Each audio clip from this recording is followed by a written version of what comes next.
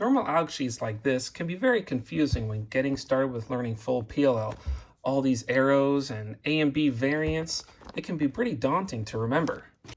I want to show you some tips and tricks about how I would remember what alg need to be done for a particular case. Most of the algs I use are standard, but I have changed a few here and there that either work better for me or are rotationless. I'll put all the algs up here in the corner, and we'll also note any non-standard algs. Now this video isn't to teach you those algs, but to show you how you can remember certain algs for certain cases. So let's just get into it. Starting off with UA, this color wants to come this direction, which is the same as a U flick, which all U's in this alg are U's.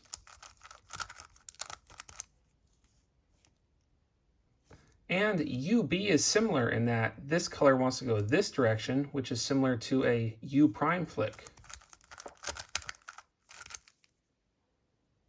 For Z-perm, I don't really have a tip other than seeing a checkerboard pattern like this on either side.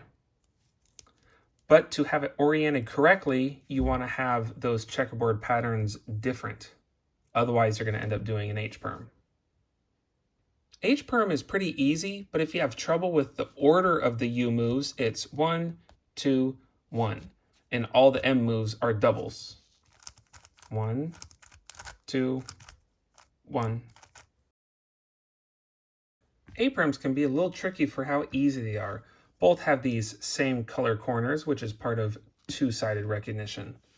How I remember this is if the colors are friendly or opposites, they don't want to be too far apart from each other. So it's a single R prime before the U move.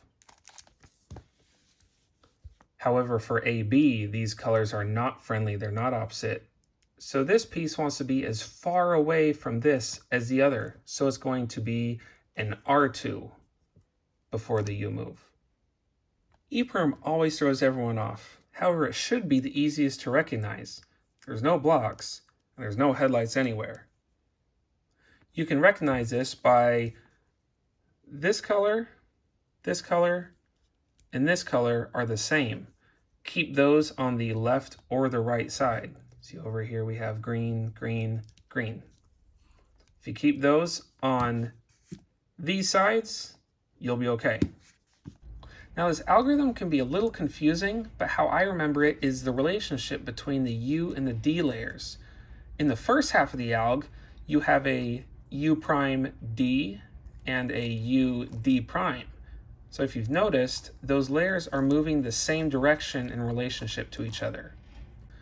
And in the second half of the alg, they move opposite to each other. You have UD and then U prime D prime. So they're moving opposite in relationship to each other. For the R perms, I had already learned RA, so had no reason to try to differentiate it from RB. However, we can think about it like the A's in that this block is closest to your right hand, so you want to keep it as close as possible. So it would just be an R to keep it as close as possible. However, for RB, this block is opposite your right hand. It's not friendly, might as well just get it out of there. So you would then do a U2 to get it as far away as possible. Now I really don't have anything too useful for JT and Y, but you can think of JB as the good one at the front, because this one's pretty fast, and JA is the bad one at the back, because of those R prime U L prime moves. They just kind of suck. Because F perm is just a T perm with setup moves, I just remember this off of the setup moves. R prime, U prime, F prime, T perm with a change to the last two moves, drag U, R. For V perm, I use some two-sided recognition. I either look at this checkerboard pattern here, or I notice that these two corners are not the same color. Here are the N perms. I always think of this as for NA, I move this block away from me with an R move. And for NB, I move it toward me with an R prime move. Now I'm going to go a little bit out of order for these only because I learned them in a different order.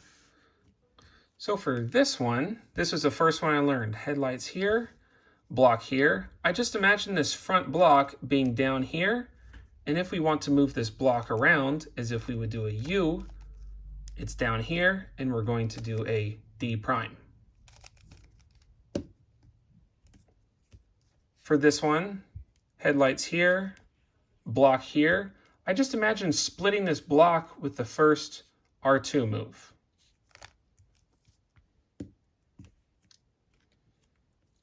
Similarly, headlights here, block at the back, and I imagine doing an R2 prime move to split that block from the back. And lastly, I really didn't have anything for this one. Headlights here, block here, other than that other G perm, which ends up being taking this block and almost lifting it up and into this slot with an R prime move. But I really didn't think of it that way because this was the last one. I knew that this was just the last alg that I had. So this was just that other G perm. Now, if you'd also like to find different algs that work better for you, I recommend using algdb.net. I'll put a link down in the description. They have some algs for 2x2 and square 1, but mostly algs for 3x3 like F2L, OLL, and PLL, and some more advanced algs like COLL, winter variation, ZBLL, and some others. I hope this video helps you in finding some fun ways to remember which algs to use for which case variant, and maybe some cases won't look so scary anymore. As always, I hope you enjoyed this video, and I'll see you on the next one.